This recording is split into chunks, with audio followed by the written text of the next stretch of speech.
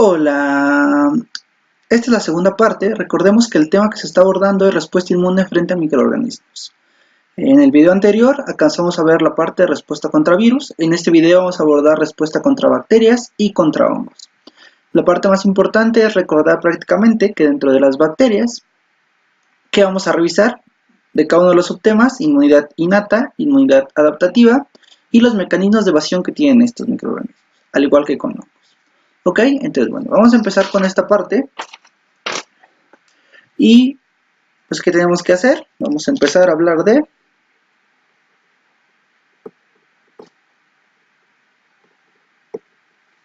las bacterias.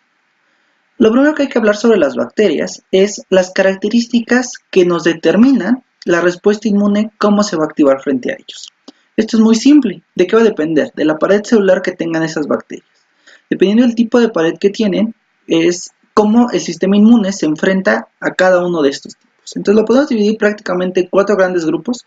No vamos a abordar en detalle cada uno de ellos, ya que son más específicos, pero es para que lo tengan en cuenta cuando ustedes revisen en sus libros y que vengan algunas acotaciones sobre ellos. ¿Qué tipo de paredes podemos tener? Tenemos paredes que las vamos a clasificar como gram positivas, aquellas que vamos a clasificar como gram negativas, que es la clasificación más común que hablamos de bacterias, pero aquí vamos a hablar un poco de las espiroquetas y las micobacterias. Okay, entonces, esto es prácticamente la división que vamos a estar realizando para hablar de la respuesta inmune contra diferentes subtipos de bacterias. Entonces, ¿qué es lo primero que tenemos que hablar de esto? Bueno, como recordarán ustedes, vamos a dividir el tema dependiendo de qué queremos hablar. En este caso tenemos que hablar de la respuesta inmune de tipo innata. ¿Qué vamos a revisar en la respuesta inmune innata? Bueno, tenemos que hablar de las barreras. Siempre hay que hablar de las barreras porque pues, es el primer punto y el primer mecanismo de defensa que tenemos. Recordemos, se dividen en físicas, químicas, biológicas. Las físicas pues es lo que impide que entren, las microbiológicas son las que compiten por la comida y pues lo que nos queda hablar entonces un poquito es de las barreras químicas. La ventaja de estos temas es que se prestan a ser un poco repetitivos, es decir, que cosas que vimos en virus o que vimos en bacterias o que vemos en hongos es prácticamente lo mismo, entonces se hace un poco más sencillo recordar estas cosas. Pero en este caso, ¿qué barreras químicas tenemos específicas contra bacterias? Bueno, uno va a tener los ácidos grasos. Recordemos que ácidos grasos que se secretan en nivel como la piel. ¿Para qué? Para que aquellas bacterias patógenas que lleguen a pegarse a la piel sean destruidas. Otro mecanismo químico que se maneja es la presencia de glucógeno. Recordemos que el glucógeno, una vez que pasa por todos los metabolismos, al final nos va a dar glucosa. Y al final esa glucosa, al ser metabolizada, nos va a dar ácido láctico. Es decir, al final de todo, ¿por qué lo consideramos una barrera química? Porque el glucógeno, al volverse ácido láctico, va a acidificar el medio. Y esta acidificación del medio, para lo que nos va a servir, es para eliminar cualquier tipo de bacterias que no tengan la capacidad de resistir un medio ácido. Entonces es por esto que la ausencia o la presencia de glucógeno va a interactuar con la capacidad de las bacterias de infectar o de no infectar. Ok, entonces ahora sí vamos a empezar con la parte de respuesta inmunitaria. Recordemos que hay ciertas bibliografías que manejan que barreras como tal es previo a una respuesta innata. Pero bueno, hablemos de lo innato. Y lo primero que tenemos que hacer en cualquier tipo de respuesta va a ser reconocer. ¿Qué vamos a reconocer? Bueno, vamos a reconocer, como ustedes recordarán, los componentes bacterianos, los péptidos asociados a patógenos. ¿Y cómo lo vamos a reconocer? A través de diferentes receptores. Estos receptores, que son los receptores de reconocimiento de patrones, en el caso de bacterias específico vamos a hablar solamente de 3 familias de ellos. ¿Ok? El primero, el más importante y el que todos conocen, es la familia de los Toll-like receptors. El segundo va a ser el familia de las lectinas tipo C. Y el último va a ser los receptores tipo NOT. Que recordemos, los receptores tipo NOT son citoplasmáticos y tienen una función biológica de inflamación. Ahora pongamos un ejemplo de para qué nos serviría dividir un poco las bacterias. Imaginemos que nosotros tenemos una bacteria gram positiva. ¿Ok? La pared de la bacteria gram positiva rica en qué va a ser. Recordemos, lo que los diferencia entre un gram positivo y un gram negativo va a ser la cantidad de lipopolisacárido que tenemos. ¿Cuál tiene más lipopolisacárido? Pues si ustedes recordarán de su clase de microbiología, los gram negativos tienen una gran pared de lipopolisacáridos. Entonces, en este caso, ¿qué tienen las gram positivas? Que es de las que estamos hablando. Pues si recuerdan, tienen peptidoglucanos, tienen ácido teicoico, ácido lipoteicoico, y pues específicamente justo eso es lo que vamos a reconocer. Entonces, si nosotros tenemos bacterias gram positivas que tienen en su pared péptido glicanos o que tienen ácido lipoteicoico, vamos a tener un receptor tipo PRR que va a poder reconocer estas estructuras que están en la pared. Por ejemplo, si recuerdan, los peptidoglicanos son reconocidos por ¿quién? Por el receptor TLR. ¿Qué TLR? TLR2. Y bueno, recordemos que este TLR2 es un heterodímero, se tiene que asociar con el TLR1 o con el TLR6. Y una vez que estos TLRs reconocen alguna de estas estructuras, lo que nos van a generar es un proceso de inflamación. Y más adelante hablaremos un poco de cómo la inflamación tiene una respuesta antibacteriana. Pero, por ejemplo, si tuviéramos una bacteria gram negativa, que es rica en lipopolisacáridos, pues nosotros vamos a tener un reconocimiento a través de TLR4. TLR4 va a activar factores de transcripción como NF-κB, y esto nos va a llevar a producir de citocinas inflamatorias. Interleucina 1, interleucina 6, TNF-alfa. ¿Ok?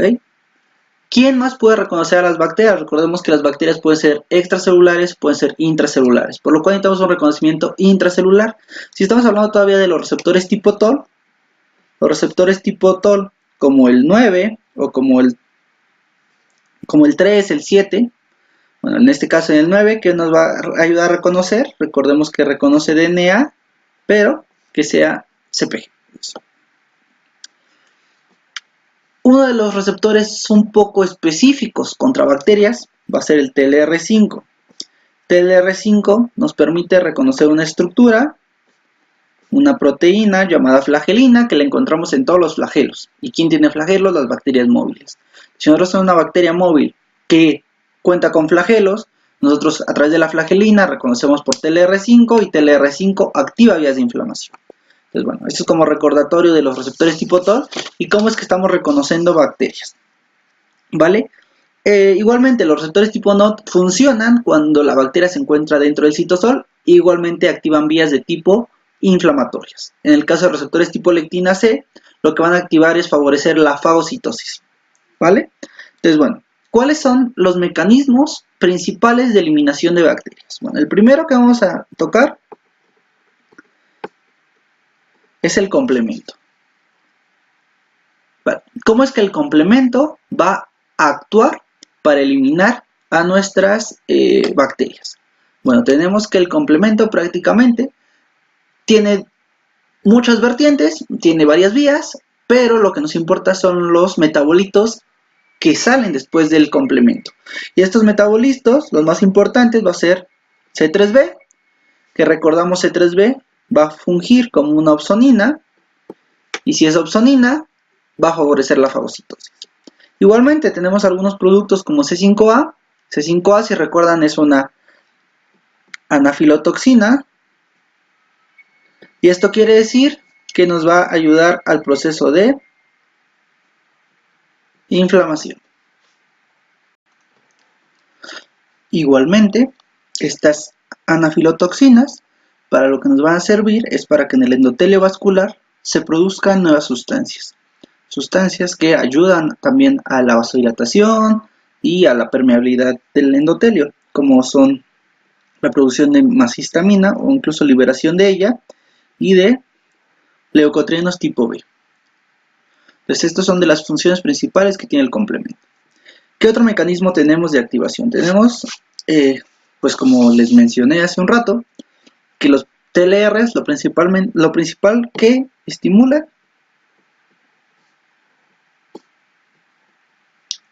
es la inflamación. La inflamación está medida por citocinas inflamatorias. Las principales citocinas inflamatorias van a ser interleucina 1, interleucina 6, TNF-alfa.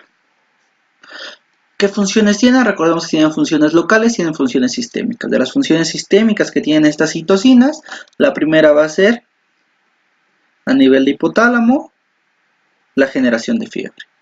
A nivel de médula ósea,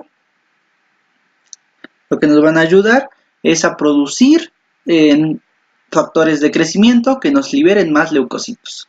A nivel de hígado, vamos a generar proteínas de fase aguda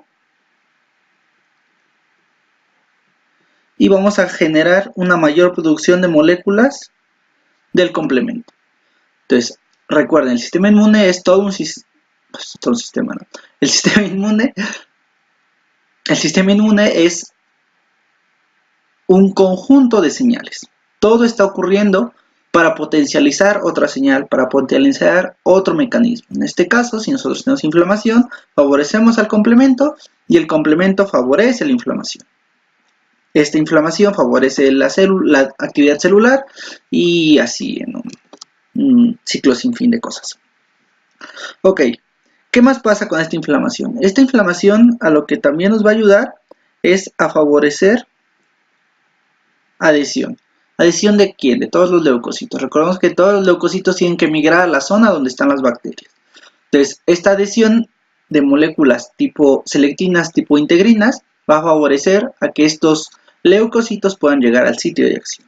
Y van a generar la liberación de quimiosinas. ¿Qué quimiosinas? Pues depende de qué tipo de bacteria es y qué tipo de células necesitamos en el sitio. Si nosotros creemos que es una bacteria susceptible a destrucción por neutrófilos, pues producimos interleucina 8 para que lleguen muchos neutrófilos. Si queremos reclutar macrófagos, pues tenemos quimiosinas para monocitos, que recuerden que el torrente atraviesa monocitos, y tenemos un montón de quimiosinas que permiten que los leucocitos lleguen al sitio de infección, el sitio donde necesitamos que se enfrenten a las bacterias.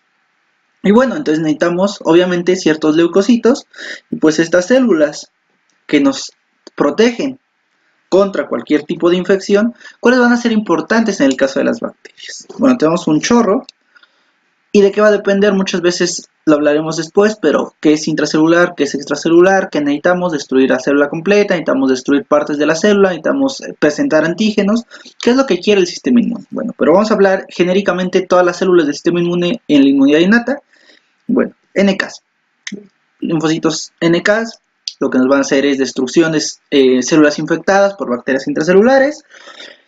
Vamos a tener la producción de algunas citocinas que nos van a ayudar, interleucina 12, interleucina 18, que nos van a ayudar a activar perfiles de linfocitos T en la respuesta inmune adaptativa. Vamos a tener la producción de más interferón gamma, que nos va a ayudar a otros tipos de células, como lo son los macrófagos. Entonces, si nosotros tenemos macrófagos que están siendo activados por el interferón gamma producido por los NKs, estos macrófagos, ¿qué van a hacer? Pues van a fagocitar, van a destruir por mecanismos dependientes de oxígeno, independientes de oxígeno. ¿Y qué tipo de macrófagos vamos a tener? Vamos a tener macrófagos con un perfil tipo 1. Este perfil tipo 1 es un perfil tipo clásico y su principal actividad va a ser fagocítica y destructora para posteriormente presentar antígenos, ¿vale? ¿Quién es la principal presentadora de antígenos? Pues la célula dendrítica. Entonces tenemos que activar células dendríticas. Las células dendríticas, una vez que presentan antígenos, pueden activar a la respuesta inmune adaptativa. Tenemos otros diversos, recordemos, los linfocitos T gamma delta, que son un subgénero de los linfocitos T, se consideran respuesta inmune innata ya que no tienen receptores específicos, son receptores poco específicos. Y estos linfocitos gamma delta, que recordaremos que están dentro de los epitelios, son intraepiteliales, van a generar citotoxicidad, van a producir mucho interferón gamma, pueden producir interleucinas como la interleucina 17, activación de más perfiles, y tenemos la interacción que va a tener esto igualmente con sus macrófagos, ¿no? Entonces todo está comunicándose con todo. ¿Para qué? Para que la respuesta sea más eficiente, ¿no? No hay gran ciencia en ello. Y por último, pues otros fagocitos son los neutrófilos. Estos neutrófilos, pues aparte de fagocitar, es decir, tenemos un macrófago, tenemos un neutrófilo, ambos van a favorecer el proceso de fagocitosis gracias a todas las citocinas que están alrededor, y esta fagocitosis va a estar mediada por, bueno, recordemos que hay diferentes receptores, hay receptores que son opsónicos, es decir, necesitan una opsonina como el complemento, los receptores de complemento, necesitan un anticuerpo, los receptores de FCs, y hay receptores no opsónicos, que el receptor no opsónico principal que ya hablamos es el receptor de lectina tipo C. Entonces, esta fagocitosis pues van a tener mecanismos, tanto aquellos que son dependientes de oxígeno, como son la especie, bueno, todo lo que es especies reactivas de oxígeno, de nitrógeno, que al final lo que nos van a generar es especies activas y destrucción de la célula que está dentro del fagolisosoma, y mecanismos que son independientes de oxígeno. ¿Ok? Ejemplos de ello, defensinas, catelicidinas, lisocimas, enzimas que se pueden considerar incluso una barrera química, pero ya que está siendo producida por una célula, pues la englobamos en la actividad que tienen estos fagocitos, como los macrófagos y como los neutrófilos. Y bueno, ¿qué más pueden hacer los neutrófilos? Recordemos que los neutrófilos, una vez que hicieron lo que pudieron y no tienen una respuesta, tienen otra opción, que es lanzar su DNA a través de NETs, trampas extracelulares de neutrófilos, y entonces tenemos la destrucción de bacterias por NETs. Entonces tenemos la netosis, ¿no? Entonces, gracias a que los neutrófilos tienen la capacidad de activar trampas extracelulares de neutrófilos, podemos destruir cierto tipo de bacterias o podemos atrapar cierto tipo de bacterias, ¿ok? Entonces, bueno, ¿qué más tenemos que hablar? Tenemos que hablar del sistema inmune adaptativo. Ya no sé escribir. Ok. Sistema inmune adaptativo. ¿Quién interviene? Pues recordemos, el sistema inmune adaptativo es linfocitos B, linfocitos T.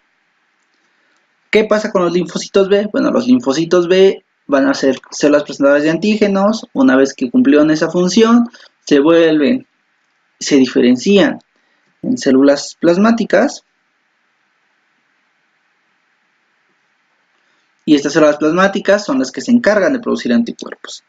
¿Para qué querríamos producir anticuerpos? Pues bueno, los anticuerpos, como recordarán, tienen un montón de funciones. Nos van a servir como neutralizadores. Nos van a servir para activar al complemento, que es la vía clásica, ¿no? Nos van a servir como opsoninas. Como les comenté, la fagocitosis tiene receptores opsónicos, como son los receptores FC, y estos opsoninas incluso van a desencadenar citotoxicidad dependiente de anticuerpo. ¿Qué pasa con los linfocitos T? Pues los linfocitos T los vamos a dividir en CD8 positivos, que pues prácticamente es contra todo lo intracelular, contra todo lo que tenga ya una presentación de MHC de clase 1 anómalo, y pues prácticamente esto hace citotoxicidad. Y bueno, tenemos los linfocitos CD4. Los linfocitos CD4, nuestros linfocitos cooperadores que tienen perfiles de activación. Tenemos perfiles como un perfil TH1. Recordemos que tanto los macrófagos, que fueron un patrón clásico, como nuestras NKs, como nuestros neutrófilos, producen citocinas que nos ayudan a diferenciar un perfil TH1. Y este perfil TH1 pues va a producir interferón gamma, va a producir interleucina 12 y pues esto va a potencializar a las células innatas que ya vimos. Y igualmente tenemos un perfil TH17. El perfil TH17 que está mediado por TGF-beta para que se vuelva un perfil TH17, pues lo que nos va a producir es interleucinas, ¿no? Interleucina 17, interleucina 22, 23, 24. La interleucina 17, pues como ustedes recordarán, va a ser una principal inductora de más inflamación. Es decir, va a activar más neutrófilos y va a haber más citocinas proinflamatorias. Eso hace la interleucina 17. La intensidad 22 nos va a ayudar a dos cuestiones importantes.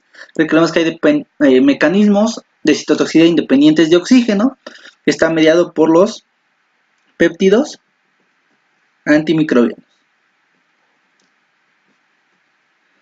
Entonces la interleucina 22 va a generar mayor producción de péptidos antimicrobianos.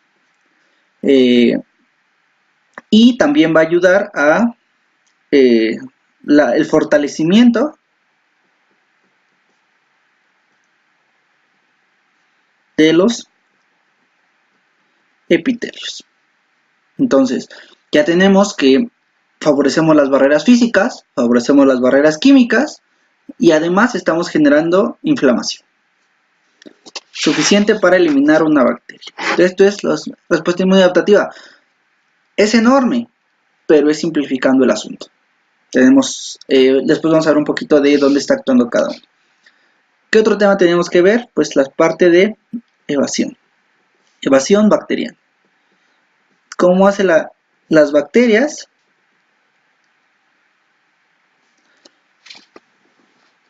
Para que el sistema inmune no las destruya. Entonces, bueno, lo primero,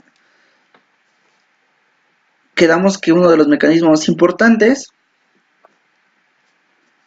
era la activación por el complemento, que es las vías lectina, la vía alterna, se activaran y destruyeran a las bacterias. ¿Cómo hacen las bacterias para evadir este complemento? Bueno, lo primero que hicieron fue formar una cápsula, recubrir la pared bacteriana con ciertos componentes para que el complemento no se pudiera adherir a su pared. Un ejemplo muy representativo, que incluso nuestras células lo hacen, es rodearnos de ácido ciálico. Si tenemos mucho ácido ciálico como una cápsula, pues nuestro complemento no se activa adecuadamente. Esto hace que haya una pobre fijación. Y pues si no se fija, no hay destrucción, no hay complejo de ataque a membrana y de nada nos sirve que se active el complemento. Pueden tener ciertos compuestos para evitar que se fije el complemento. Pongamos un ejemplo. El lipopolisacárido tiene un antígeno que es el antígeno O. Este antígeno O lo que va a hacer es pegarse 3B, pero lo va a pegar lejos de la capa lipídica. ¿Okay? Entonces hace que este C3B se fije lejos de la bicapa lipídica. Entonces, si el C3B no se pudo pegar donde tenía que pegarse para formar el complejo, no hay destrucción. Incluso pueden, una vez que ya se formó todo, pueden remover el complejo de ataque a membrana. C5, C6, C7, C8, C9, pues lo quitamos, no hacemos poros a la bacteria.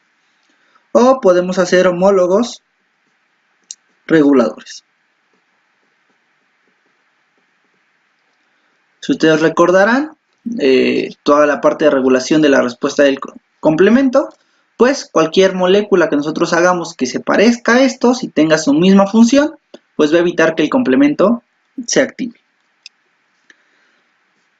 En la fagocitosis. ¿Qué mecanismos de evasión tenemos en la fagocitosis? Pues igualmente, si nosotros tenemos una cápsula, no es reconocido y no es fagocitado. O esa cápsula evita la fagocitosis. Hay muchas bacterias que lo que se encargan es de escapar al citoplasma. Ya llegó el fagocito, la engulló, se formó el fagosoma y del fagosoma nuestra bacteria se sale y vive en el citoplasma. En el citoplasma tenemos mecanismos de destrucción celular tan avanzados como en un fagolisosoma. Es decir, tenemos fagosoma formado, se une al lisosoma, pero no hay bacteria. Es lo que hace que no se la coman. Bueno, que ya se la comieron, pero que no la destruyan. Entonces, esto puede inducir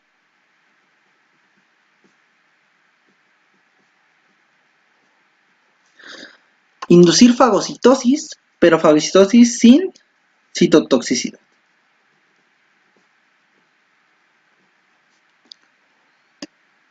Recordemos, el fagosoma es parte de membrana que se junta para engullir un pedazo y una vez ese fagosoma tiene señales para que sea un lisosoma.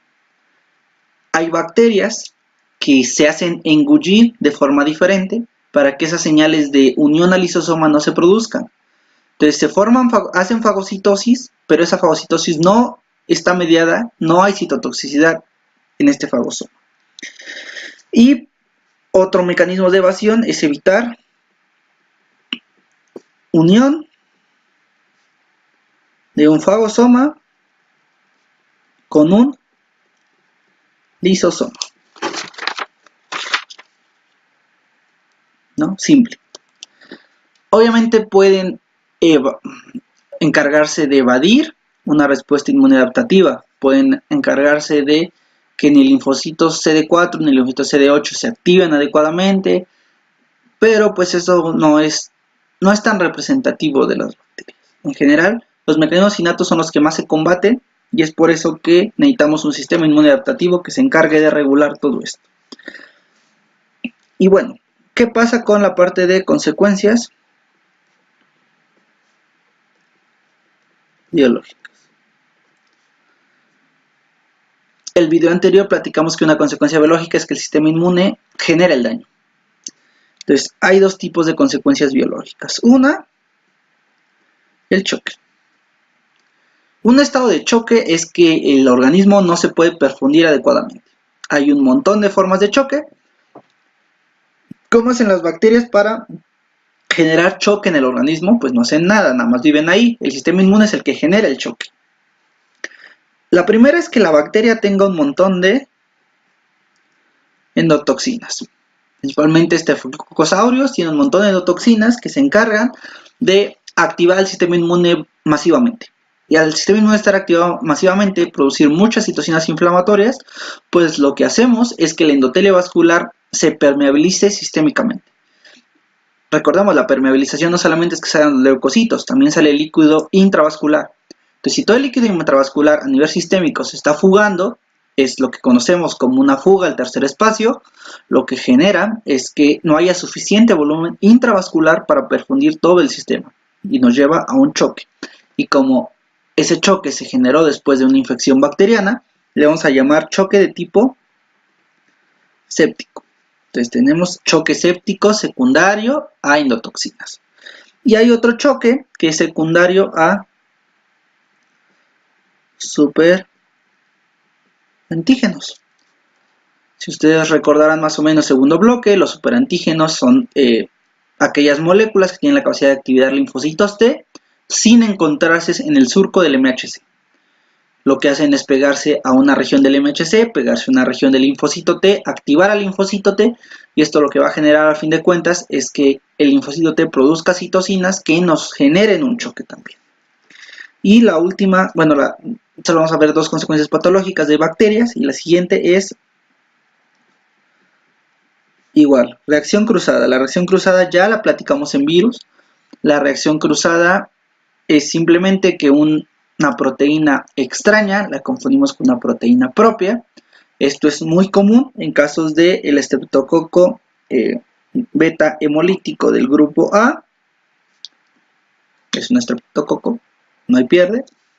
Tiene proteínas de membrana, una proteína de membranas es la proteína M. El sistema inmune la reconoce, entonces llega nuestro reconocimiento inmune y destruye al estreptococo. Pero esta proteína M se parece mucho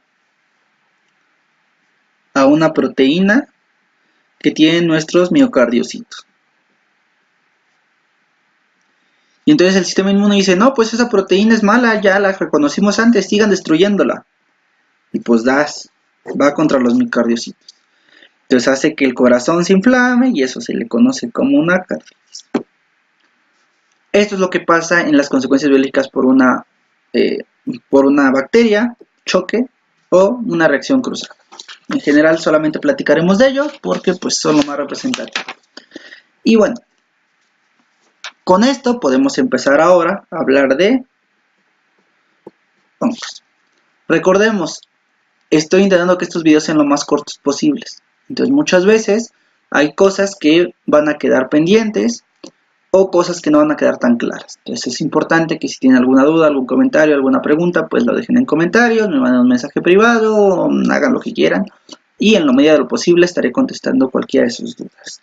¿Qué pasa con los hongos? Los hongos tienen una estructura diferente, su pared celular es diferente y bueno, obviamente lo primero que tenemos que saber de los hongos es que estamos defendidos de la respuesta inmune innata gracias a las barreras.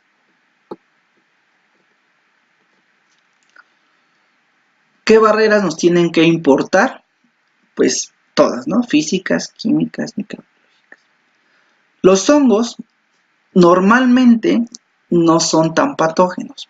Necesita que el huésped tenga una susceptibilidad a ellos, ya sea una inmunodeficiencia, un pedazo del sistema inmune no funciona bien, esté inmunocomprometido el sistema, el huésped esté muy débil y hace que estos hongos ataquen.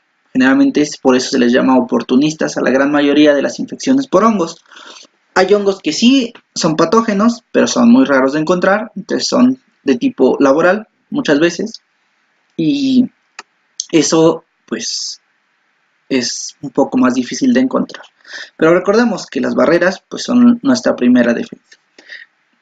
Aquí pues de las barreras químicas que habría que señalar va a ser las defensinas, van a ser las colectinas. Son péptidos antimicrobianos. Las colectinas, recuerden que es tipo membranal, que son los receptores de lectina tipo C, y tenemos colectinas solubles, que son las que nos van a importar en este caso. ¿Qué colectinas solubles son importantes? La lectina ionada manosa, que nos activa la vía de las lectinas del complemento, y tenemos surfactantes, surfactante A, surfactante D, que nos van a servir como opsoninas. Entonces, estas son nuestras barreras químicas contra los hongos. Respuesta inmune innata. ¿Qué células nos van a proteger contra los hongos? Pues los principales son los macrófagos y los neutrófilos. Son las células que nos van a servir contra la respuesta inmune innata. Obviamente tenemos que primero reconocer al hongo. ¿Y qué receptores creen ustedes que reconocen? Pues obviamente están los PRRs, tenemos receptores de tipo TOL que reconocen componentes de los hongos, tenemos receptores de tipo lectina tipo C que reconocen y pues son los más importantes. No hay que meternos en un rollo. TLR, CLRs. ¿Qué TLR? Pues TLR4.